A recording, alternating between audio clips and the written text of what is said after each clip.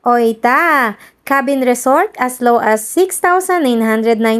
Welcome sa Puricos Cabin Resort. Nandito lang yan sa Apalit, Pampanga. Napakadali lang niyang puntahan at hindi kayo magsisisi sa sobrang napaka-peaceful and relaxing environment. Pagpasok mo nga dito ay bubungod na sa'yo ang mga naggagandahang cabins. Sa loob ng mga unit ay makikita mo ang napakalinis na living room, dining area at ang kanilang kitchen. Isa sa nagustuhan namin dito ay meron silang private jacuzzi. Tara, silipin natin. Nuko, ng kasanting, lalo na pag nakikita mo ang rice fields na nasa paligid lang. Barkada cabin ang kinuha namin for only 9,999. Good for 10 packs. Paglabas mo ng main door, tanaw mo na ang swimming pool. Fully air-conditioned at with breakfast for 2 na siya. Tara, pasukin natin ang room.